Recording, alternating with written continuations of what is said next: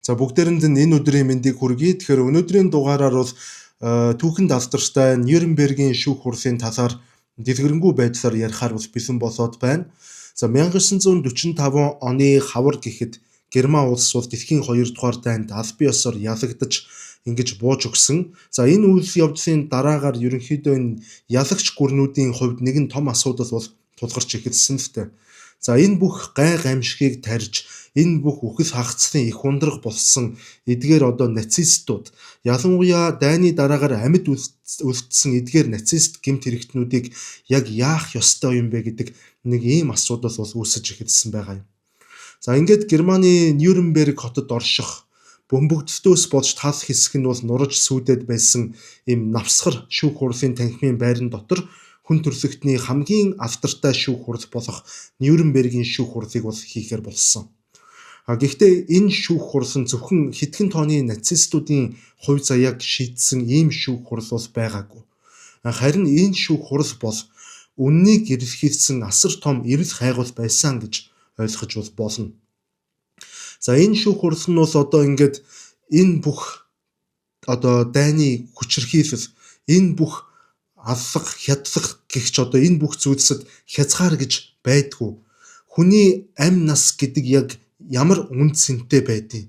Энэ эрх мэдтэй хүмүүс бол ерөөсөө дайн хийх шийдвэр гаргаж чад үүнийхэн араас хариуцлага хүлээдэггүй энэ тогтолцоо, энэ жишг дэлхийн нийтэд цаашдаач гэсэн яг энэ хэвээрээ оршсоор байх юм уу гэх мэтэр энэ бүх асуултуудад ерөнхийдөө хариулт хайсан ийм утга учиртай шүүх хурл болсон л доо. Нюрнбергийн шүүх хурлын танхимд шүүгдэж байсан хүмүүс тэднэр бол энгийн гэмт хэрэгтнүүд байгаагүй. Тэр хүмүүс нацистийн тэр хүчирхэг армийг удирдах, улс орныг бүхэлд нь хөдөлгөж, сая хүмүүсийн үхэл амьдралыг шийдэх эрх мэдэлтэй байсан буюу 20 дугаар зууны хамгийн нөлөө бүхий хүмүүсийг шүүлсэн ийм л шүүх хурл болсон.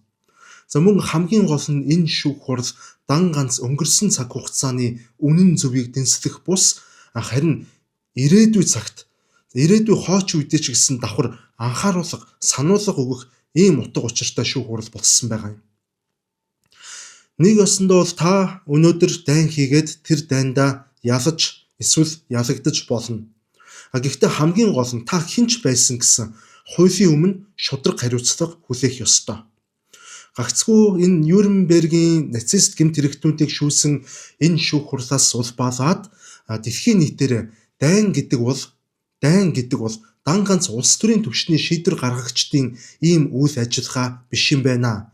Харин дайн гэдэг чинь өөрөө давхар бас энэ шийдвэрийн ардаас хариуцлагыг хүлээлгэж байдаг ийм гэмт хэрэг юм байна гэдэг нэг ийм нэгдсэн ойлголт хүн төрөлхтний түүхэнд Нюрнбергийн шүүх хурлын дараа анх удаа бий болж эхэлж байгаа. Яг хүмүүс бол янз бүрээр л харж болно. Тухайлбал энэ Нюрнбергийн шүүх хурлыг ялсан талуудын өшөө авах хэрэгсэлч гэдэг юм уу? Одоо иймэрхүү янз бүрийн төнцгөөс бол харж болж байгаа юм л. Гэхдээ цорын ганц үнэн гэвэл энэ шүүх хурл нь бол хүн төрөлхтний дотор орших буюу бид бүхний энэ сэтгэлийн гүнд оршдог тэр харанхуй талууд, тэр харгас хэрцгий хамгийн муу муухай талуудыг ерөөсө хүлээн зөвшөөрөөд за цаашид бид бүхэн өөрсдийнх нь дотор оршдог тэр муу муухай талуудаа ил гаргаж за ийм аимшигтай үйлдэлүүдийг дахин давтахгүй байх юм шүү гэдэг ийм амлалтыг ингэж дэлхийд даяар тунхагласан үйл явдал болсон юм л та. Миний хувьд бол Нюрнбергийн шүүх хурлыг бол ингэж ойлгодог. Гэхдээ бас нэг асуулт бол байгаад байгаа. Энэ асуулт бол одоо өнөөдрийг хүртэл нэг эргэлцээр байгаа асуулт. Тэр нь ямар асуулт вэ гэвэл энэ Нюрнбергийн шүүх хурл яг философик зорилготой хүрч чадсан уу? Бид бүхэн энэ шүүх хурлаас өнөөдрийн хүн төрөлхтөн ирээдүй үр хойч бид бүхэн сургамж авч чадсан уу? Эсвэл хүн төрөлхтөн бид нэр өөрсдийнх нь энэ загасны ой санамжаараа энэ түүхийг дахиж давтагдахыг эсвэл хүлээсээр л суунаа гэдэг ийм л асуулт гарч ирж байгаа юм л. Өнөөдөр дэлхийд даяараа дайн дажин өрнөж байна. Хүүхдүүдийг энд тэндгүй авчил байна. Тэгэхээр яг энэ асуултанд яг яаж хариулахаа сайн мэдэхгүй л байна. За ингээ гол сэдвээ эхнээс нь маш дистарафтайгаар бол ярьж эхлэв. Яг миний хувьд бол аль болох ингэж эхнээс нь түүхээс нь эхлээд Старофтойгоор ярихыг бол хичээдэг л дээ. За 1945 онд Европ төвд дэлхийн 2 дугаар дайн дууссаны дараагаар энэ Европ гэдэг төв бол огтосоо баяр хөөрт автаагүй. Яг уу Америкийн нэгдсэн улс, Канада гэх мэтээр Европ төвд байдаггүй энэ бусад холбоотнууд бол дайн дууслаа гэж асар их баяр хөөрт бол автсан. Яагаад Европ төв баяр хөөрт автаагүй гэвэл нэгдүгээрт энэ төв энэ дэлхийн 2 дугаар дайн гэдэг энэ том дайнаас болоод тэр чигтээ бүрэн сүйдэж устдаад байсан. Айл өрх бүр дор хаяж 1-2 гишүүнээ энэ дайнд алдсан. За зарим гэр бүлүүд бол тэр чигээрээ хүүс тэмтрэгдэж, зарим удам ухсаанд бол голомтоороо самрагдаж ингэж устгагдсан. Ийм аимшигтай байсан учраас, ийм аимшигтай гарц хохирлыг амссан учраас Европ төв энэ 2 дугаар дайны дараа энэ Европ төвийн ард түмэн оюун санааны төвшөнд болон материйн төвшөнд аль алинд нь ингэж бүрэн хооцролт автаад байсан. За мөн энэ дайны дараа тэр балхас болсон тэр төмөр замын сүлжээнүүд нь сүрчиж байгаа. Төмөр замын сүлжээнүүд нь балхас болоод хувирчиж байгаа. Ийм болохоор хоол хүнс тээвэрлэх боломж нь хязгаарлагдаад дайн дууссаны дараа өлсгөл нь нэрвэгдсэн. Энэ төвд маш богино хугацаанд яг уу энэний гаргалгааг хурдан гаргаж засаж чадсан л та. Гэхдээ дайны дараа шууд өлсгөл нь нэрвэгдсэн. За мөн энэ дайн маш олон жилийн турш ингэж өршөөлгүй, хайр найргүй тулалдаж үргэлжилсэн учраас маш олон гэр бүлүүд орон гэргүй болж хоцорсон байсан. Хүмүүс амьдрах газаргүй болсон дайны дараа. Дээрээс нь хот тосгодууд тэр чигээрээ бөмбөгдөж галт сүрдсэн учраас энэ Европын голлох том хотууд бараг тэр чигтээ шахуу эрчим хүчний их үүсрүүдгүй болсон. Цахилгаан станцууд нь бүгдээрээ ингэж сүрсэн байдалтай болсон. Нэг ёсондоо бол энэ төв дэлхийн 2 дугаар дайны дараа Европтой ортол дампуурч дороотсон. Ямар ч гэрэл гэгээтэй ирээдүгүү мэт ийм л байдалтай болж хувирсан байсан. Харин Герман улсыг бас онцгойлон авч үзэж ярих хэрэгтэй. Герман улсын хувьд, нацист Германы хувьд энэ дайн бол зүгээр нэг ийм цэргийн ялагдлаас бол эрс ялгаатай байсан л т. Яг нь энгийн дайнд гэж ярив. Тухайлбал энэ дэлхийн 1-р дайнд Герман улс цэргийн ялагдал хүлээсэн. Бууж өгөх гэрээнд гарын үсэг зурсан. Гэтэл энэ дэлхийн 2 дугаар дайнд яасан бэ гэхээр Герман улс дан ганц цэргийн ялагдал хүлээгээд зогсохгүй бүрийн хэмжээний улс төр болон нийгмийн түвшний асар том ялагдал хүлээж улс үндэстэн даяараа гутамшигыг амссан. Энэгээр маш том ялгаатай. Үүнийг яаж тодорхойлж байна гэхээр нэгдүгээрт Герман улсад төр барьж байсан нацист дэглэм бол тэр жигтэй нурж унсан. Германы төр устсан гэсэн үг дэлхийн 2 дугаар дайны дараа. Үүнийгээ дагаад Германы улс төрийн бүтц нь тэр чигээрээ задарч байхгүй болсон. Удирдагчид нь тэр чигтээ баривчлагдсан. За зарим нэг үлдсэн удирдагчид нь Аргентин зэрэг зүүн өмнөд Америкийн улсууд руу зугтсан. За бусад хэсэг нь бол бүгдээрээ дайнд ингэж амиа алдсан. За нэг ёсондоо ийм л байдалтай болж хоцорсон германчууд. За үүний дараагаар холбоотны улсууд яасан бэ гэхээр Германыг хоёр талаас нь эзлэж аваад эзлэж авсныхын дараагаар Герман улсыг холбоотнууд өөр өөрсдийн нөлөөний бүс болгож хувааж тэр бүсүүддээ өөр өөрсдийн цэргийн дэглэмийг тогтоосон. Америкийн нэгдсэн улс, Зөвлөлт холбоот улс, Франц, Их Британи гэд энэ дөрвөн ялагч улсууд хувааж авсан гэсэн үг. Ингээд холбоотнууд өөрсдийнхээ энэ хяналтанд оруулсан Германы газар нутгуудаа өмнөх нацизмын дэглэмийн ул мөрүүдийг тэр чигээр нь устгаж өөрсдийнх нь дэглэмүүдийг ингэж нутагшуулах ажиллагааг эхлүүлсэн. Тухайлбал Франц, Их Британи, Америкийн нэгдсэн улс яг энэ гурван улс өөрсдийнх нь мэдээлэлд оруулсан газар нутгаа ерөнхийдөө нэгтгэсэн л дараа нь тэгээ энд бол ардчлал хүний эрх төвтэй либерал загварыг бол хөгжүүлж эхэлсэн.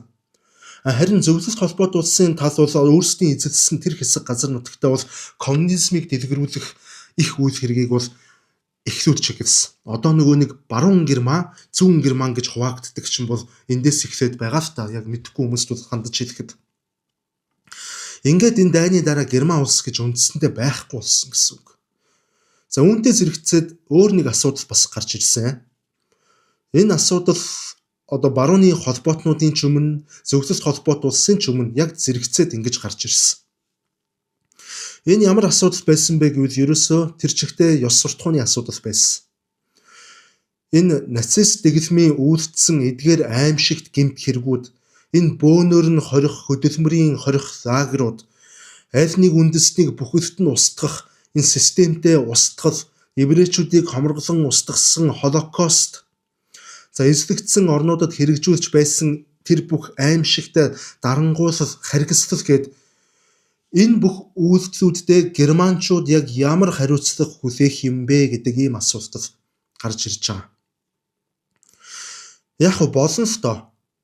Энэ бүхнийг зүгээр л нүдэн ханаад, чихээ дараад, нүдэн балаа чихэн дүлийн юм шиг ингэж мартаад тэр чигээрээ ингээд цааш нь алхаж болно.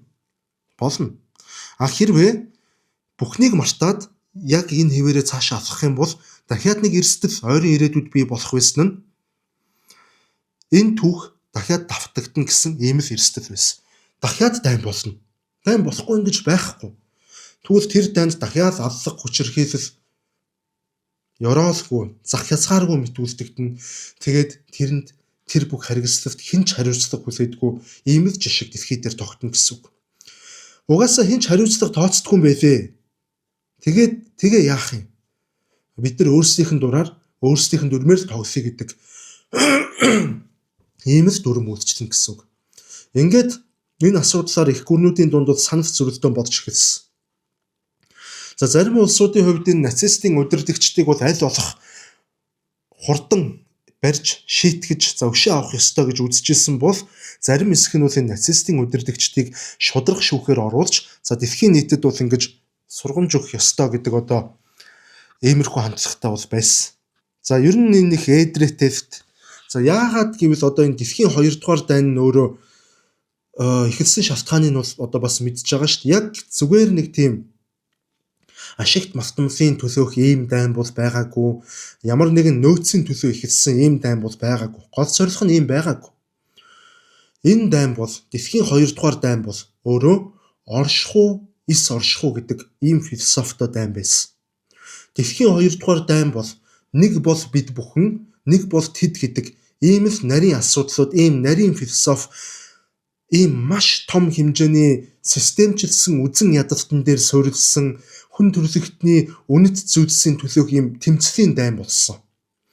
Ингээд 1945 оны намар гэхэд 2 дугаар дайны ялагч гүрнүүд бол ерөнхийдөө шийдвэрээ гаргаж дууссан.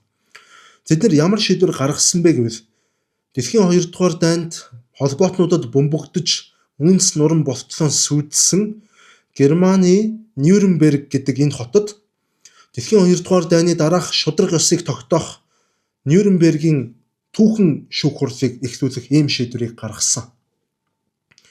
Тэр олон сая гим зэмгүй хүмүүсийг харгислан устгахад хүргэсэн тэр нацист дарангууллын амьд үлдсэн хамгийн сүүлчийн удирдагчдыг шудраг шүүхээр оруулахар болсон гэсэн үг.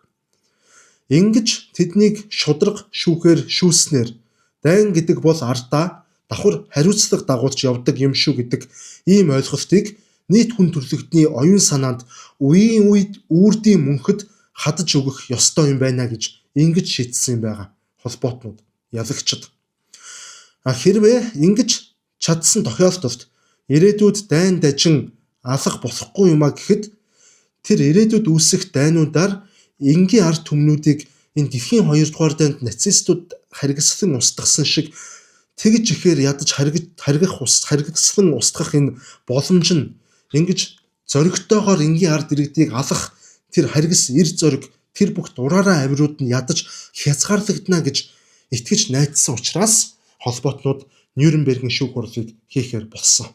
Ингээд 1945 оны 8 дугаар сард Британий нийслэл Лондон хотноо нэгэн том түүхэн хэлэлцээр бол байгуулагдаж байгаа юм. Америкийн нэгдсэн улс, Британи, Зөвлөлт холбоот улс, Франц гээд дайнд ядсан хамгийн том энэ дөрвөн орон хамтраад олон улсын цэргийн шүүх байгуулах юм нэгдсэн ойлголтын дээр санал нэгдээд гарын үсэг зурцгааж байгаа. Эдгээр том дөрвөн их гүрний хийсэн байгуулсан энэ зүйл бол хүн төрөлхтний түүхэнд урд өмнө байгаагүй ийм цоо шин үзэгдэл байсан. За дэлхий дээр анх удаа түүхэндээ ингэж ялагч буюу энэ холбоотон улсын төрийн тэргүүнүүд нийлж байгаад дайсныхан буюу тэр ялагдсан улсынхан тэр удирдагчдыг олон улсын түвшинд хамтдаа ингэж шүүх шийдвэрийг гаргаж за нэг улсын бус харин нийт хүн төрөлхтний нэрийн өмнөөс энэ шүүх хурлаа явуулж за мөн энэ нийт хүн төрөлхтний нэрийн өмнөөс хариуцлага нэхэж яллах ийм асар том философик үр дагавартай үйл явдлыг зохион байгуулахаар хамтран санал нэгдэж байгаа юм. Мөн бас энэ шүүх хурлыг зохион байгуулах Нюрнберг гэдэг хот ч гэсэн цаагаараа давхар бас бэлэгдлийн шин чанартай ийм хот байсан. Учир нь нацистууд яг сэргэн мандаж хүчээ авч байх үедээ энэ Нюрнберг гэдэг хотод томоохон хэмжээний сүр жавхлант нацистийн жагсаалуудыг бол тогтмол хийж өөрсдийнх нь сүр хүчийг дэлхийн нийтэд гайхуулж харуулдаг байсан. Ийм л хот байсан. Тэгэхээр холбоотнууд ингэж Нюрнберг хотоос эхэлсэн нацистуудын сүр жавхланг анх тэр хүчээ авч эхэлсэн Нюрнберг хотод нь төгсөхөөр шийдсэн байгаа юм. Зүгээр нэг санамсаргүй тохиолдол бас биш. За улмаар шүүх хотыг Нюрнберг хотод байдаг тэр Нюрнберг хотын шүүх хурлын танхим дотор хийж байгаа. За энэ барилга бол мэдээч хэрэг дэлхийн 2 дугаар дайны төгсгөл үед бол холбоотнуудын агаарын бөмбөгтөлтөнд өртөж нэлээд хэсгэн сүйтсэн боловч одоо аз бодж гэхүү энэ шүүх хурлын за хамгийн гол шүүх хурл болдог танхим нь бол бүрэн бүтэн байсан. За ингээ ерөнхийдөө үйл ажиллагаа буюу процесс эхэлж байгаа. Шүүх хурлыг зохион байгуулах ажил бол анханасаа тийм амаргүй нэлээд хүнд бол ажил байсан л. Яагаад гэвэл энэ шүүх хурл маш богино хугацааны дотор эхлэх байсан учраас за энэ шүүх хурлд оролцож энэ шүүх хурлаар шүүгдэх тэдгээр одоо дайны гэмт хэрэгтнүүд нацист удирдагчтай холбоотой нотлох баримтуудыг маш богино хугацаанд олж суглуулах за мөн энэ Европ төв даяар амьд үлдсэн энэ дайны гэрчүүдийг олж тогтоох за мөн одоо өөр хэл дээр байгаа материалуудыг нэн даруй олж тэдгээрийг Англи болон Франц, Орос хэлүүд рүү ингэж орчуулах за ингээ олон улсын шин одоо шүүхийн эрх зүйн зарчмыг боловсруулах гэд энэ бүх ажлуудыг ерөнхийдөө энэ шүүх хурлыг зохион байгуулагчид асар богино хугацаанд хийх шаардлагатай болсон. За энэ шүүх хурл зориулж бас түүхэнд анх удаа нэг хоёр ийм нэр томьёо бол гарч байгаа. Өнөөдөр их ашиглагддаг болсон. Нэгдүгээрт инх тайвны эсрэг гэмт хэрэг гэдэг ийм ойлголт анх удаа бий болж байгаа. Хоёрдугаарт хамгийн гоё хүн төрөлхтний эсрэг гэмт хэрэг гэдэг ийм хоёр нэр томьёо орж ирж байгаа. За ингээ шүүх хурл зохион байгуулах багийнхан асар өндөр ур чадвар гаргаж маш түргэн шуурхай ажилласны үр дүнд 1945 оны намар гэхэд энэ шүүх хурл эхлэхэд бэлэн болж хувирсан. За энэ шүүх хурлын танхим дотор Америкийн нэгдсэн улс, Зөвлөлт холбоот улс, Франц, Их Британи гэд энэ дөрвөн орныг төлөөлсөн шүүгчид ингээд шүүх хурлын танхимд шүүгчдийн сургалт бол зэрэгцэж суугаад урдуура тэр нацистийн гэмт хэрэгтнүүдийг одоо хамгийн нөлөө бүхий амьд үлдсэн нацистуудыг ингээ игнүүлэн суулгаж байгаад энэ дөрвөн улс шүүж эхэлсэн. За энэ үйл явдал бол хүн төрөлхтний түүхэнд цоо шин нэгдсэн одоо нэм шин хуудсыг нээсэн үйл явдал болж байгаа. Ялагч улсуудын хамтарсан энэ шүүгчид ялагдсан дайснаа шүүж байна. Одоо шүүлтч гэжтэй нэг ёсонд бол хичээл заасан гэж хэлж бас нэг талаараа бол болно. Яагаад вэ гэвэл ямар хичээл заасан бэ гэвэл та нарын энэ хязгааргүй гэж боддог хүснээ хийн чадна гэж боддог өөрсдийгөө энэ 90 үеийн эзэн хаад гэж мэдэрч явсан эрх мэдэл гэдэг зүйл чинь араасаа бас хариуцлага дагуулдаг зүйл юм шүү. Энгийн иргэдийг алвал хариуд нь өөрсдөө бас шийтгүүлдэг юм шүү. Энэ дайн гэдэг чинь өөрөө араасаа бас үр төлөөстэй байдаг юм шүү гэдгийг энэ хязгааргүй мэт халхиж салхиж явсан нацистийн удирдагчдад зааж өгсөн. Заахтаа тэдний яс маханд нь ань насанд нь мэдрүүлж зааж өгсөн. Бас дээрэс нь бусдад ирээдүйн хойч үедээ сургамж болгож өгсөн. Ийм л үйл явдал болсон. За одоо харин үргэлжлүүлээд энэ Нюрнбергийн шүүх хурлаар орсон хамгийн нөлөө бүхий шүүгдэгчдийн талаар ярив. Яг энэ шүүх хурлаар бол нийтдээ нацистийн хамгийн тэргүүлэх зэрэглэлийн 24 нацистуудыг ялагдагчаар татаж шүүлсэн байдаг. Гэхдээ яг шүүгдсэн хүмүүсийн тоо бол 22. Нэг хүн шорон дотор шүүх хурал хүлээж байхдаа амиа ордсон. За өөр нэг хүн бол хүнд өвчтний улмаас энэ шүүх хуралд орж чадаагүй. Харин эдгээр шүүгдсэн 22 хүмүүсээс 12 хүн нь цаадсан ял авч, 3 хүн нь бүх насаараа хорих ял авч, за 4 хүн нь харин 10-аас 20 жилийн ял авч, үлдсэн 3 хүн цагаатсан. Энэ нь бол ингээд Нюрнбергийн шүүх хурлын дараагаар ер нь ингээд өөр бас олон жижиг шүүх хурлууд араас нь ингэж явсан. Нацистуудтай холбоотой, дайны гэмтрэгтэй холбоотой. За тэдгээр шүүх хурлуудыг ерөнхийдөө ингэж олон улсын төвшөнд бус, ингэж олон улсын хамтарсан холбоотой шүүх хурал байдлаар бус Америкийн нэгдсэн улс дангаараа шийдэд явуулсан л та. Яагаад гэвэл тэдгээр шүүгдэгчд нь бол нэгдүгээр тийм тэргүүлэх зэрэглэлийн нацистууд бол байгаагүй. Хоёрдугаарт ерөнхийдөө дэлхий дээр хүйтэн дайны уур амьсгал баг зэрэгээр ноёлж эхэлсэн учраас Америкчууд дангаараа шүүж эхэлсэн. За тэнд ямар хүмүүсийг шүүлсэн бэ гэхээр нацистийн эмчнэр, эрдэмтэд, за СС-ийн дунд түвшний офицерууд, нөгөө нацистийн ханган нийлүүлэгчид буюу нацист Германы аж үйлдвэр болон тэр компани удирдлагууд гэх мэтээр нийтдээ бараг 180 гаруй хүмүүсийг Америкийн нэгдсэн улс бол хожим тусдаа шүүлсэн байдаг. Гэхдээ өнөөдөр яг энэ Нюрнбергийн шүүх хурлын талаар ярих болохоор за одоо ингээд ямар хүмүүсийг шүүлсэн талаар ярив.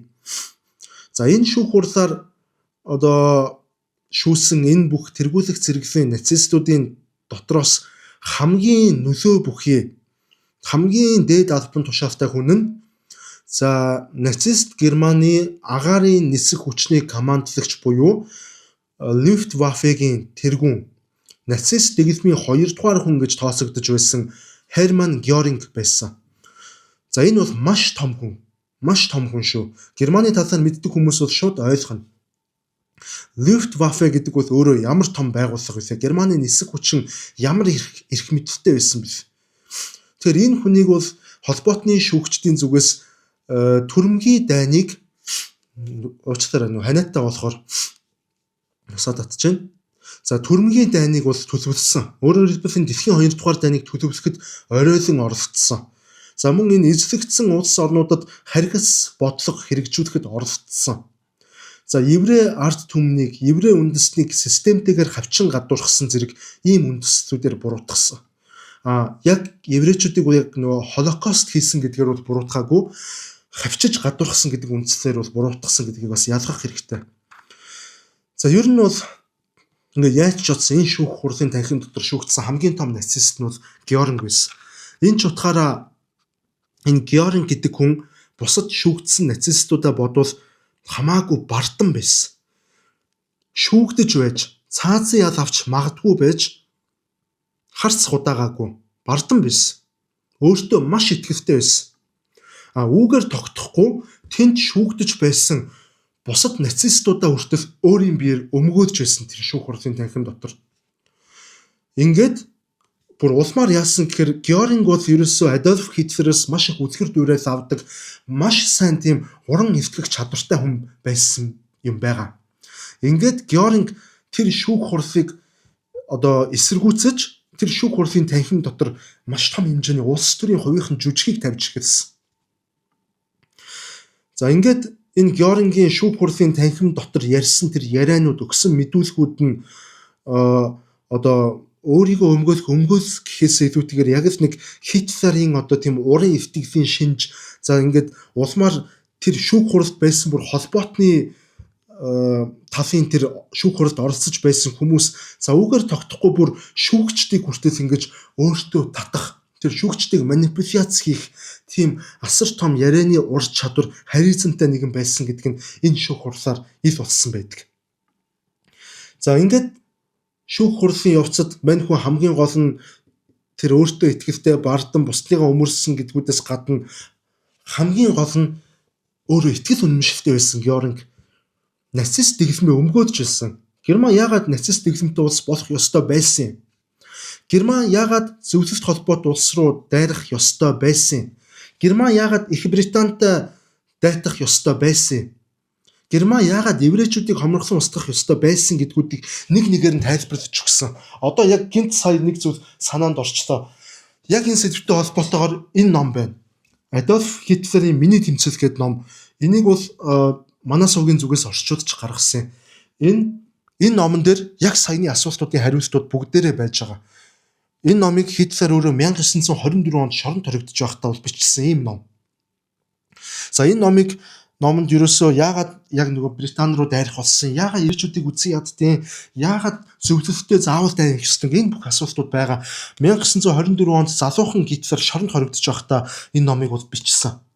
Тэгээд энэ номыг бас орчуулахдаа орос хэлнээс биш, харин 1943 онд буюу дэлхийн 2 дугаар эд өрнөж байх үед Америкийн нэгдсэн улсад орчуулагдаж Америкийн зах зээл дээр ёстой бүүм хийж хамгийн олон сая хувиар зарагдсан тэр хамгийн сайн орчуулгаас нь татаж орчуулсан ном. За энэ ном маань ингээд зарагдаж байна. Яг нөгөө энэ сэдвийг ярьжсэн болохоор гинт энийгээр рекламдчихлаа. Энэ ном маань 60,000 төгрөг гэж байгаа. Манайх номын дэлгүүрүүдээр зарахгүй байгаа, хүргэлтээр зарж байгаа. За та хэрвээ захиалах гэвэл 99 24 70 42 гэдэг дугаараар бол холбогдсон захиалах боломжтой. За номоо уншиж тавьчаа. За Георгийнхын талаар үргэлжлүүлээ яриа. За ингээд мань хүн Георг өөрийгөө ингэж амар өмгөөлөд шүүгчдийг манипуляц хийгээд харизмаараа тэр бүх хүмүүсийг ингэж татаж чадсан боловч эцсийн эцэст баримт гэдэг зүйл хязгаарч худлаа ярьдаггүй. Маш олон бичиг баримтууд гарч ирсэнд бас маш олон нүдэн болон биет гэрчүүд гарч ирсэн. Түүний гарын үсэгтэй тушаалууд, гэрчийн мэдүүлгүүд бүр одоо дуу бичлэг, дүрс бичлэг хүртэл гарч ирсэн. Ингээд Херман Георинг гэдэг хүн бол энэ нацист дэглэмийн төвд байсан нацист дэглэмийн хамгийн гол тоглогчдын нэг гэдэг бол яалтчгүй бүх баримтуудаар нуцлагдсан. За иймээс Георингд 1946 онд холбоотны Нюрнбергийн шүүхээс цаазаар авах ял оноосон. Гэхдээ хамгийн сонирхолтой нь цаазын ял гүйцэтгэхээс өмнө Георинг цяны дуугаад амиа оролцсон. Шүүх хурал энэ холбоотнуудын шүүх түүнийг хөнөөж чадаагүй. Холбоотнууд түүнийг алж чадаагүй. Түүнийг шудрах шүүхээр оруулаад шудрах шүүхээр шүүгдэж чадаагүй. Георинг өөрийгөө бүрлэгсэн. Ийм л зүйл болсон. За дараачийн өндөр дээд албан тушаалтан гэвэл Хитлерийн ойрын хүн, намын дээд удирдлагуудын нэг байсан Рудольф Хесс гэдэг ийм хүн байсан. За энэ хүний хувьд бол ерөнхийдөө нацист Германы 3 дугаарт ордог бас маш өндөр дээд түвшний лидер хүн байсан. За мөн энэ Рудольф Хесс гэдэг хүн маань нацист намын орлогч фюрер буюу Хитлерийн орлогч, нацист үзэл санааны гол зохион байгуулагчдын нэг байсан гэж хэлж болно. Хитлерийн хувийн орлогч гэхээр ямар том хүн байсан гэдг нь ойлгомжтой харагдаж байгаа. Гэхдээ энэ хүний тухай ярих нь бас нэлээд маргаантай. За яагаад маргаантай байдг вэ гэвэл энэ одоо бүр маш сонирхолтой, маш сонин тохиолдол шүү. Энэ Рудольф Хесс гэдэг хүн маань 1941 онд буюу дэлхийн 2 дугаар дайн дуусах яагаачгүй байхад нисэх онгоц хулгайлаад нууцаар Британий ард руу ингээ ганцаараа нисээд Шотландд ганцаараа газардсан.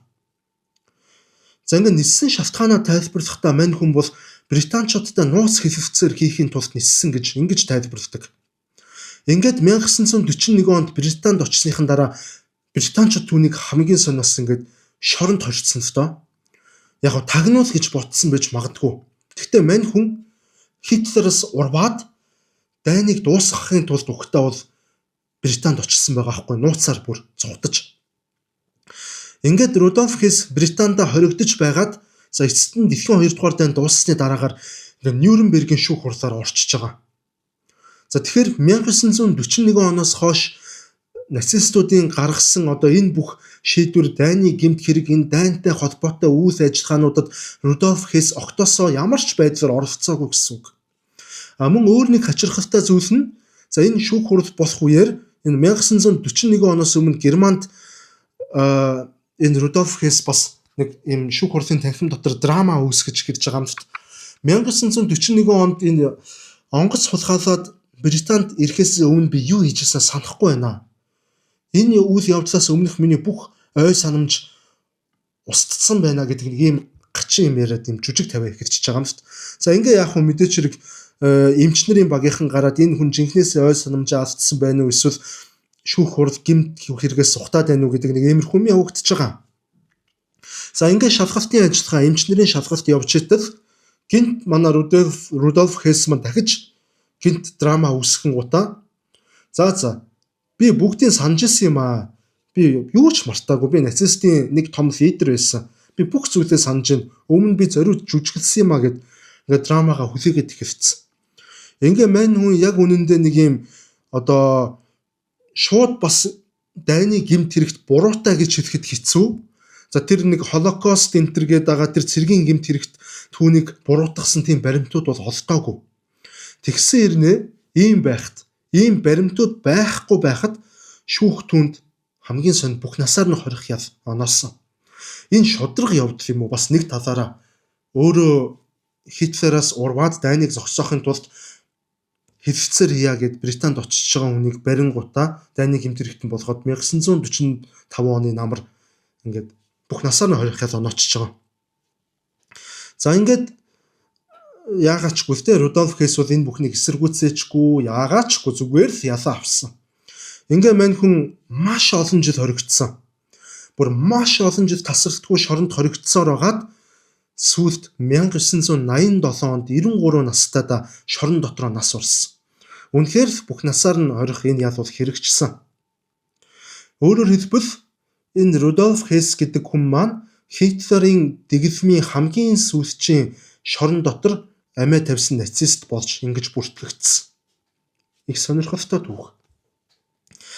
За дараагийн шүүгдсэн алдартай нацист бол одоо Германы гадаад хэргийн сайд асан Йохан фон Риббентроп гэдэг одоо ийм хүн байгаа юм шүү дээ. За түүнийг бол ерөнхийдөө энэ Европын улс орнуудыг дайнд татан оруулахын дипломат бодлогыг удирдах хэрэгжүүлсэн. За энэ эзлэгдсэн улс орнуудад энэ эзлэгдсэн нутгуудад албатан хөдөлмөр эрхлүүлэх системийг хэрэгжүүлэхэд гар бие оролцсон гэж бол буруутгасан. Нэг ёсондоо энэ хүн фронтод галын шугам дээр буу барьж тулалдаагүй. Харин энэ нацист Германы төрөмгийн бодлогын нүүр царайд байсан гэж бол үзээд байгаа юм шүү дээ. Яг нь Риббентропын гол үүрэг нь бол нацист Герман төвтэй энэ тэнхлэхийн гүрнүүдийн эвслийг байгуулах. Одоо Итали, Япон зэрэг энэ холбоотнуудын том эвслийг байгуулах. Мөн одоо энэ Балканы хойгдох энэ улс орнуудыг Германд ашигтай байдлаар Германы холбоотон болгох энэ дипломат бодлогыг явуулах. За эдгээрээс гадна бас бусад зарим нэг жижиг улс орнуудыг бол айлхан сүрдүүлэх арга замаар өөрийнх нь нөлөөнд оруулах. Нэг ёсондоо ингэж дайныг дипломат арга замаар зөвтгөх ийм үүрэгтэй хүн байсан гэж үзээд байгаа. За бид бүхэн бол ерөнхийдөө энэ түүхийг маш сайн мэднэ. 1939 онд Зөвлөлт холбоот улс болон Герман улс хоёр холбоотой улсууд байсан. Энэ хоёр улс тухайн үед нэг нууц гэрээ байгуулсан байсан. За тэр гэрээгээр бол одоо Герман болон Зөвлөлт хоёр бие биендээ төрүүлж хавтан довтлохгүй. За мөн Польш гэдэг энэ дунд нь байгаа энэ улсыг бол хувааж авч за Балтийн орнууд буюу энэ Латв, Литв, Эстон гэд энэ гурван улсыг одоо өөрийн нөлөөний бүсэд авах ийм агуулгатай гэрээг Зөвлөлт Герман хоёр нууцаар байгуулсан. Тэгвэл энэ гэрээг энэ алдартай түүхэн гэрээг мань Риббентроп байгуулсан байгаа юм. Германы талаас очиж. За ингээд түүнийг энэ бүх харгас алан хядлага дэлхийн дайны яг гол зохион байгуулагч нь биш боловч энэ нацистийн харгас дайныг ажил хэрэг болгох амжилтанд хүргэх урагшаа явуулахын түүхэн нөхцөл байдлыг бүрдүүлсэн гэж буруутгасан. Яг мань хүн бол өөрийгөө мэдээч өмгөөлсөн л төө. За би тухайн үед бол ерөөсөө энэ төр засгийн бодлогыг хэрэгжүүлсэн. Германд нацист нам төр барьж исэн, Германы фюрер нацист намын хүн байсан. Нацист засгийн газар Германд байгуулагдсан байсан. Би энэ засгийн газрынхан бодлогыг хэрэгжүүлсэн. Би ямар ч цэргийн шийдвэр гаргаагүй. Хитлерийн тушаалыг биелүүлсэн гэж өөрийгөө өмгөөлж байсан ч за гэрчүүдийн мэдүүлгүүд болон түүний гарын үсгтэй цааснуудаар бол түүнийг энэ Германы дайны гэмт хэрэгт бол яг үнэндээ маш идэвхтэйсэн оролцож байсан, бүр оройсон оролцогчдын нэг байсан гэдгийг бол олж тогтоосон. Ингээд түүнд цаазын ял онооссон. Цаазын ялыг гүйцэтгэх өдөр за яг түүнийг дүүжлэхийн өмнө Риббентроп маш чангаар Бурхан Тэнгэр Герман улсыг хамгаалах гэж орилоод цаазлуулсан. Одоо юу гэмээр чинь нэг талаараа эр зоригч гэх юм уу? Яг муу хүн байж олон ч эр зориг гэдэг бол бас тусдаа асуудал. Үхлээс айхгүй эр зориг. За дараагийн шүүгдэгч бол Wilhelm Keitel гэдэг хүн байсан. За энэ хүн бол энэ Германы зэвсэгт хүчний дээд командлагчийн албыг хашиж байсан.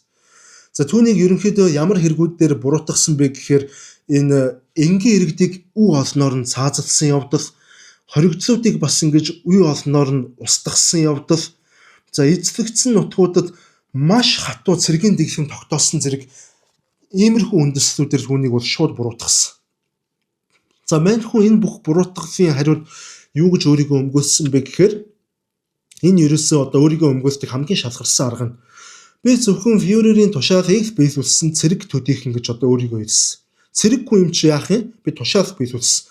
Дээрээс харин ийм тушаалууд өгсөн. За ингэж л өөрийгөө өмгөөлсөн. Тухайн үед бол надад фюрерийн тушаалыг зөрчих боломж байгаагүй. Хэрвээ би фюрерийн тушаалыг зөрчих юм бол би өөрөө шүүх танхим шүүгдэж алуулах байсан. Ийм л зүйл ярьж байгаа. Гэхдээ энэ холбоотны шүүх хуралд түүнийг фюрерийн тушаалыг биелүүлсэн гэдэг одоо энэ үндэслэлээр түүнийг бол гин буруугүй болгож сагаатгаагүй те ямар ч боломжгүй. Ингээд мань хүнд цаазын ял оноож байгаа. Wilhelm Keitel гэдэг энэ том цэргийн дарга маань цаазын ял сонсоод бүр маш их шоконд орсон л доо. Өмнөх хүмүүсээсээ илүү шоконд орсон. Тэгээд шоконд орсныхан дараагаар шүүхийн танхим дотор энэ Франц, Британи, Америк, Англи гэд энэ дөрвөн орны шүүгчдийн өмнө өвдөг сөхөрж агаад өршөөл гуйж уйлж эхэлсэн. Уйлсан хамгийн гол нь уйлсан. Гэхдээ бас өршөөл нь амь гуйсан өршөөл биш. Тэгж бодож болохгүй шүү. Амь гуйсан өршөөл биш. Цаазын ялыг хэрэгжүүлэхдээ буутаж авч өгөөч, намайг буутаад аваад өгөөч гэж ингэж гуйсан. Тэр хүний гуйсан өршөөл нь бол энэ. Үүний төлөө уйлсан байгаа. Яг шоконд орж байгаа хүн бас цаазын яд сонсохоор ямар сэтгэл зүйн мэдрэмж авдгийг бол би бол хэлж мэдэхгүй л байна л та. Гэхдээ бүрэн тэр хүнийг мэдэрч ойлгож чадахгүй ч гэсэн яг ер нь бол бүгдээрээ гадардж байгаа хүн бол шоконд орхолох. Гэхдээ тэгээд шүүх хурлаас мань хүний энэ гуйлтыг бол зөвшөөрөөгүй те тоож үзээгүй, харгалзаж үзээгүй. Түүнд дүүжлэх ял оноосон. Ингээд мань хүн дүүжлүүлж хорогдсон. За харин энэ шүүх хурлаас одоо онцлог хамгийн сүүлийн хүн оролцогч шүүгдэгч гэвэл энэ нацист Германы үзэл сурталын гол төлөөлөгч Альфред Розенберг гэдэг ийм хүн байсан. За түүнийг ямар хэрэгээр буруутгасан бэ гэвэл энэ нацист Германы одоо Хитлерийн бодож ингэж итгэж явсан тэр арьсөнгөөр ялгуурлан гадуурх энэ үзэл санааг философийн төвшөнд нь ингэж философик онол болгоцсон хөгжүүлж за тэр онол тэр үзэл санаагаа олон нийтэд түгээн дэлгэрүүлсэн. Нэгдүгээрт. За дараа нь эзлэгдсэн улс орнуудын ард иргэдийг хүчээр нүүлгэн шилжүүлэх бодлогыг боловсруулж зохион байгуулсан гэдэг энэ хоёр хэрэгт бол буруутгаж байгаа. Энэ хоёр хэргийн хамгийн гол оролцогч гэж түүнийг үзэж байгаа. Ерөнхийдөө энэ мань хүн одоо энэ Альфред Розенберг гэдэг хүн бол өөрөө тэм цэргийн хүн бол ерөөсөө биш, философч хүн байсан, оногч хүн байсан. Философчд, оногчд угаасаа айлч нийгэмд, айлч дэглэмд, айлч дайны үед заавал хэрэгтэй байдаг. Яагаад гэвэл альва дэглэм, альва засаглал, альва дайн тулаан тэр чигээрээ зөвхөн харгислалаас гадна утга учир дээр суурилж байдаг. Тэр утга учир өөрөө философик агуулгатай байх ёстой. Философик суурьтай, философик итгэл үнэмшилтэй байх ёстой. Хэрвээ тэр дайны ард, тэр дэглэмийн ард, тэр засаглалын ард философик утга учир байхгүй бол тэр хий хоосон, хөндөй хоосон хувин, хөндөй цаас, хөндөй хувил гэсэн үг. ямар ч үн цэнэгүй, ямар ч утга учиргүй, маш хэврэг, урт насгүй тийм зүйл болж хувирах учраас альва зүйл философик агуулгатай байснаар тэрний хүндийн төв гол зэгтээ очиж жин дарддаг гэсэн үг. Жинтэй зүйл ганхдаггүй байхгүй юу? Тэгэхээр философи чухал. Иймээс нацист германчууд оновчдыг маш өндөрөөр үнэлдэг байсан. Оновчд гэдэг хүмүүс бол философичд гэдэг хүмүүс бол энэ дэглэмийн гол суурь нь байсан гэдэг гэдгийг ойлгох хэрэгтэй. Тэгэхээр энэ Альфред Розенберг гэдэг хүн маань энэ нацист дэглэмийн энэ нацист нам гэж байгаад байгаа. Энэ намын хамгийн гол философик тэр онцлог бол хөгжүүлэх ажлыг гардаж гүйцэтгсэн. Хитлер гэдэг хүн бол өөрөө оновч хүн, бас оновч хүн. Мар яахтчгүй Хитлер бол оновч. Гэхдээ Хитлерт тэр онлоо боловсруулаад суугаад байх цаг зав байхгүй. Яагаад гэвэл Хитлер оновч байгаад улс төрч болцсон хүн байхгүй. Тэгэхээр тэр хүнд өөр асуудлууд байгаа. Ерөнхий онлын үзэл санаануудаа хэрэгжүүлэх тийм асуудлууд байгаа гэсэн үг. Харин өөрийнх нь тэр онлуудыг ерөнхийд нь нэг хэд хэдэн гол зарчмуудыг гаргаж шидээд тэрийг нацист намын оновчд хөгжүүлдэг байсан гэсэн үг. Хитлерийн өмнөөс. Тэгэхээр энэ Альфред Розенберг бол энэ онлыг хөгжүүлсэн. Хоёрдугаарт ямар онлыг мань хүн хөгжүүлж боловсронгуй төвшөнд гаргасан бэ гэхээр энэ хамгийн амар онл. Аарын үндэстэн бүхнээс илүү гэдэг энэ амар онлыг Альфред Розенберг шин шатанд бол бүр илүү дээд түвшинд хөгжүүлээд энэ онлын пропагандаг улс орон даяар хийгээд нийт Германы ард түмэн энэ онлоо итгэж эхэлсэн, тархиа угаалгаж эхэлсэн. За мөн энэ Розенберг бол хэд хэдэн ном болон эртгэл бичсэн үнэтэй. За тэдгээрээс дурдах юм бол нэрнүүдийн та нар сонссоорой. Еврейчүүдийг дорд үзэх үзэл. Слав үндэстнийг боол болгох нь. Зүүн Европыг колончлох зорилго. За иймэрхүү ном болон эртгэлүүдийг судалгааны ажлуудыг мань хүн хийсэн. За энэ нэрсүүд дээ штэ. Еврейчүүдийг дорд үзэх, славуудыг боол болгох, зүүн Европыг колончлох гэд яагаад энэнийг хөгжүүлээд байна гэхээр Хитлер энэ миний тэмцэл гэдэг энэ номыг бичсэн болохоор энэ номон дээр Хитлерийн нөгөө хамгийн гол үзэл санааны онолууд байгаа болохоор энэ номын онол дээр тулгуурлаж нацизмын идеологийг хөгжүүлж эхэлсэн гэсэн үг л дээ ерөөсөө. За ингэхээр яавчгүй энэ Розенберг гэдэг хүн бол энэ арьс өнгө болон ялхуурлан гадуурхах үзлийн хамгийн том төлөөлөгчдийн нэг болж таарч байгаа юм. За ингээд шүүх хурал болох үед бол мань хүн зарим цэргийн дарга нар жанжт генералуудын хажууд бол тэгж өөрийгөө ерөөсөө хүчтэй хөнгөлж хамгаалаагүй. Энэ хүн бол ерөөсөө шүүх хурлын танхимд маш нам гүм, хөндөй. Заримдаа бүр тэр шүүх бүрэлдэхүүнийг ингэж үл тоомсорлсон байдалтай жоохон тийм нэг их цантаа сэхүүн байсан. За тэрээр ердөө ганцхан л үг тайлбар бол байн хитчихсэн. Би ердөө л өөрийнх нь итгэл үнэмшил үзэл бодлоо илэрхийлсэн гэдэг ийм л юм ярьсан. Энэ нь магадгүй үнэн байх. Энэ Альфред Розенберг гэдэг хүний хувь хүнийх нь итгэл үнэмшил үзэл бодол нь өөрөө яг ийм байсан байх. Магадгүй яг ийм байсан баг. Энэ хүн хүчээр энэ бүх онолуудыг Хитлерийн завраар хүчээр хэрэгжүүлээгүй. Яг үзэл санаа яг тохирч таарч исэн болохоор дуртай наргагүй нэг хэрэгжүүлсэн баг. Тийм болохоор би өөрийнх нь үзэл бодол, өөрийнхөө итгэл үнэмшлээ илэрхийлсэн гэж бас шударгаар хэлчихсэн баг. Магадгүй энэ хүн тийм нөө сэтгэл хөдлөлгүй тийм төрлийн хүмүүс бас хүн байхыг бас үгүйсэхгүй л дээ. За ингээ улмаар энэ шүүх хурлаас түүнд яасан бэ гэхээр нацист гэмт хэрэгт шууд байдлаар ингэж нөлөөлсөн. Онлын төвшөнд нөлөөлнө гэдэг чинь бол танкаар бол бензин нутчихж байгаа юм л доо. Тэгэхээр энэ нацистийн энэ бүх харгас дарангууд энэ бүх асуудлуудад бол нөлөөлсөн энэ бүхний үүр урхаа гэдэг нэг иймэрхүү байдлаар бол ял оноож байгаа. Розенберг бол өөрт оноосон энэ ялыг бол сонсоод ямар ч эсэргүүцэл үзүүлээгүй. Бүр маш тайван сонсоод зүгээр л толгойд огсон. Мөн энэ хүн хинээс ч өршөөлөх байгаагүй. Ингээд дүүжлүүлэх өдрөө хүлээж агаад дүүжлэгдэж өгсөн. Ингээд болоо. За тэгэхэд Энэ мэтэр одоо ингээд нацистийн голлох хүмүүс нэг иймэрхүү байдлаагаар одоо шүүх хурлаас Нюрнбергийн шүүх хурлаас ингэж ял авцгаасан. За 22 шүүгдэгчээс 3 хүн нь цагаатсан. За ингэж ерөнхийдөө энэ Нюрнбергийн шүүх хурлаар нэгэн үе дэлхийг донсолгож байсан энэ хүчирхэг хүмүүсийн хувь заяа ингэж нэг тийшээгээ бол шийдэгдсэн байгаа юм. За энэ шүүх хурал гэхдээ хамгийн гол нь ердийн нэг тийм эрх зүйн процессоос гадна энэ хүн төрлөختний сэтгэл зүйг донслогсон ийм огцом өрнөл бүхий үйл явдлууд уйлах, инээх, ам гуйх, эсвэл бүр ямар ч сэтгэл хөдлөлгүй авир гаргах, ой санамжаа мартах гэх мэтэр ийм маш их энийг задагч би яриаггүй л дээ маш их драматик мөчүүдээр дүүрэн ийм шүүх хурал болсон. За энэ шүүх хурлын гол онцлог нь энэ шүүх хурлын танхим дотроос анх удаа олон нийтэд кино үзүүлсэн.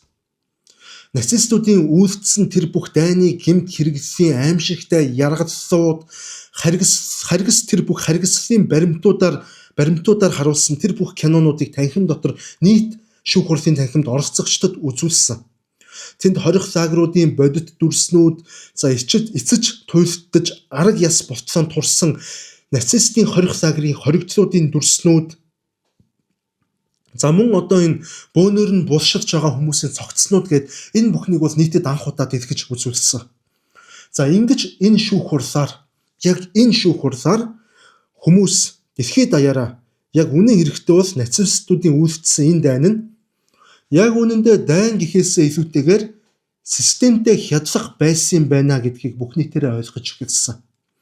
Тэгээд тэнд цугларсан гэрчүүд гээд байгаа энэ маш олон хүмүүс уйлах, айх, за зарим яллагдагчид одоо мөн уйлж одоо аймаг уух гэх мэтэр ерөнхийдөө ингэж урт хугацааны маш том драматик ингэж драмын шүүх хурал болсон байгаа юм л та. За ингээд яг шүүх хурал манд ерөнхийдөө өндөрлсөн. Цааждуулаад, хоригдоод, цагаатдаад ямартаач дууссан. За гэтэл шүүх хурлын шууд нөлөө нь хэдхэн жилийн дараанаас гарч эхэлсэн. За энэ шүүх хурлын шууд нөлөө яаж гарч эхэлсэн бэ гэхээр хүн төрлөختөн бид бүх нийтээрээ олон улсын эрх зүйн цоо шин 90 үеийг нэгдсэн үндэсний байгууллагын манлайлалт дор хамтдаа ингэж байгуулахаар эрэлхийлж эхэлсэн байдаг. Яг дэлхийн 2 дугаар дайнаас өмнө энэ альва дайн тулаанууд ер нь одоо энэ дайн тулаануудад нэг их хариуцлага тооцоод байдаггүй байсан юм байна л та. За харин Нюрнбергийн шүүх хурлын дараагаар энэ өнөөх одоо дайны гэмт хэрэг, хүн төрлөختний эсрэг гэмт хэрэг зэрэг ийм ойлголтууд, ийм гэмт хэрэгүүд бол нэмэгдэж орж ирсэн. За ийм шин төрлийн гэмт хэрэгүүд дэлхийд даяар бий болсноор за улс орнуудын удирдагчид энэ цэрэг армийн генералууд, за мөн одоо улс төрчид сайд дарга нар хүртэл өөрсдийнх нь энэ гаргах альва шийдвэр бүхний төлөө хариуцлага хүлээх үс ийм эрх зүйн орчин бол олон улсын хэмжээнд бол бий болчихж байгаа. Нэг ёсондоо бол тэр өмнөх цаг үе шиг би өрдөө тушаал биелүүлсэн штэ гэд ийм тайлбар өгөөд ингээд ийм байдлаар бол одоо ямар ч эрх мэдтэн шудрах шүүхээс зугтах боломжгүй болж таарч байгаа. За мөн энэ дайнтай холбоотой бас нэг одоо аимшигтай баримтууд дэлхийн нийтээр тархсан учраас одоо 1948 онд энэ хүний эрхийн түгээмэл тунхаглал гэдэг ийм тунхаглал батлагдсан.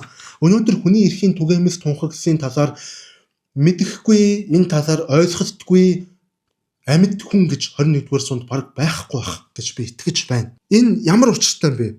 Энэ хүн гэдэг зүйл, хүн гэдэг бодгол чинь за энэ өөрийн харьяалагдсан амьдарч буй тэр улсынхан иргэн төдийхөн биш юм аа.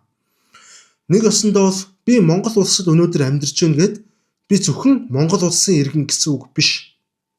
Харин хүн гэдэг энэ бодгол одоо миний биеийн эрх ашиг, миний эрхчлөө амь насыг дэлхийн нийтээр хамгаалах ёстой. Хүн бол энэ дэлхий дээрх хамгийн чухал үнэт зүйл гэдэг ийм ойлголт бол бий болж ирсэн. Хүний эрхийн түгээмэл тунхаглал гэж бий болсон. За улмаар бүр одоо энэ олон улсын эрүүгийн шүүх хүртэл байгуулагдахад энэ Нюрнбергийн шүүх хурал одоо маш том нөлөө үзүүлж зарчмын зүйлүүдээ Нюрнбергийн шүүх хурлуудаас авч гол жишг бол болгосон. За иймээс энэ Нюрнбергийн шүүх хурал гэдэг нь зөвхөн өнгөрсөн цаг хугацаанд болоод өнгөрсөн үйл явдал гэсэн үг биш. За ингэж үзэж болохгүй. Энэ шүүх хурал нь өнөөгийн бид бүхний энэ одоо бас олон улсын за дэлхийн нийтийн улс төр болон за бусад бүх харилцаанд бол тогтмол нөлөөлсөөр байгаа.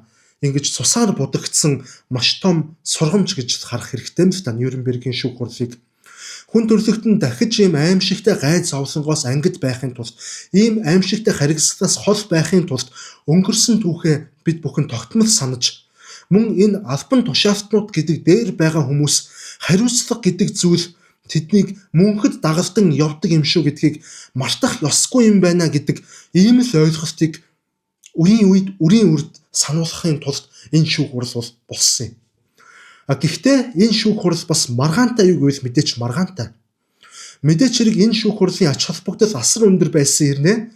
За эцсийн эцэст энэ шүүх хурлыг дэлхийн 2 дугаар дайнд ялсан ялагчдын талынхан зохион байгуулсан ийм л шүүх хурал байсан. Ялагчдын шүүх хурал. Тэгэхээр ямар маргаан үүсдэг вэ гэвэл энэ шүүх хуралтай холбоотойгоор шударга ёсны түүхэн маргаан бас үүсдэг л. Холбоотон тал өөрсдөө хүртэл одоо энгийн иргэдийг олон мянгаар нь хятсан уу гэж хятсан үнэн. Холбоотнууд өөрсдөө алдчихсан шүү дээ. Зөвлөлтүүд өөрсдөө алдчихсан байсан шүү дээ. Яг үнэндээ бол зөндөө олон германчуудыг, зөндөө олон полшуудыг, зөндөө олон зүүн Европыг, зөндөө олон багуудыг алдсан шүү дээ. Зөвлөлтүүд. Америкчууд яасан? Америкчууд ч гэсэн алдсан шүү дээ. Германы хот тосгод, Италийн хот тосгодуудыг хайр найргүй бөмбөгдөж, энгийн иргэдийн байгууламжууд тэр олон хэдэн 100 мянгаараа амьдардаг энгийн иргэдийн орон гэрүүдийг зүгээр л хэдэн 100 эскадрилууд дээрээс нь B-29 бөмбөгдөгч онгоцсоо зүгээр л бөмбөгдөөл явсан шүү дээ. Хэнийг ч бодоагүй шүү дээ. Америкчууд яасан? Бас л яг зөвлөлтийн адсан шиг адил бүр Японы дээрээс цөмийн бөмбөг хүртэл хаяж баахан энгийн иргэдийг бас адж чадсан шүү дээ. Ялхаагүй байхгүй. Яг үүндээ бол дайн бол дайн энгийн иргэд үхдэг, айлч тал энгийн иргэдийг алдаг. Тэгсэн ирнэ зөвлөлтүүд, Америкчууд, Британчууд, Францчууд эднэр дэлхийн 2 дугаар дайнд ялсан болохоор энэ бүх алдлахын хариуд ямар ч хариуцлага хүлээгээгүй. Зөвлөлтийн талаас тэгээд бас Германы тэр хоригдлуудыг аимшигтай олноор нь адсан шүү дээ. Яг уу зарим нь шууд алаагүй нэ зүгээр албаар үхэхээс өөр аргагүй тийм хүнд хоол хүнсгүй амар хүйтэн нөхцөл байдалд үлдээгээд алдсан гэх юм тэр. За ингээд нэг ийм шударга ёсны маргаан дэгдэж байгаа энэ бүхнээс бүгд алуурчд таахгүй. Бүгд алуурчд. Бүгд харгисан. Бүгд энгийн иргэдийг авдаг. Улс орнууд эцсийн эцэст улс орнууд төр засаг эзэнт гүрнүүд алуурчдын гараар босож үндийдэг. Улс орнууд өгсөн хүмүүсийн цогцсон дээр сөндөрлөн босдог. Энэ бол үнэн. Өнөөдөр хүртэл ийм л байдаг. За гэхдээ яах вэ ингээд яриад байвал одоо яриад ах юм. Шударга ёсны талаар сүлдээ яриад ихэвчлээ л. Тэгэхээр шударга ёс гэж байхгүй л. Ялагчд шударга ёсыг үзэхлэдэг. Шударга ёс ялагчдын талд үйлчилдэг. За гэхдээ ямар ч байсан энэ Нюрнбергийн шүүх хурал хэрвээ болоогүй бол ядаж ялагчд ингэж шударгын дүрд тоглоогүй бол энэ нацистийн гэмт хэрэгтнүүд энэ бүхний дараа ингэ буруугүй үлдэж магадгүй ийм нөхцөл байдал бас үүсэх магадлал маш өндөр байсан. За иймээс энэ шүүх хурал, энэ Нюрнбергийн шүүх хурал хэдийгээр үнэн хэрэгтэй ийм төгс загвар бүхий ийм шүүх хурал биш байсан боловч за түүхэнд бас зайлшгүй хийгдэх ёстой ийм л алхам байсан л гэж түүхчид болон олон судлаачид, олон онолчид, улс төрчид ингэж үздэг. Ингээд миний ярих юм бол ингээ өнөөдөр дуусчлаа. Ямар жоохон тийм гонигтай дуусчихва тий.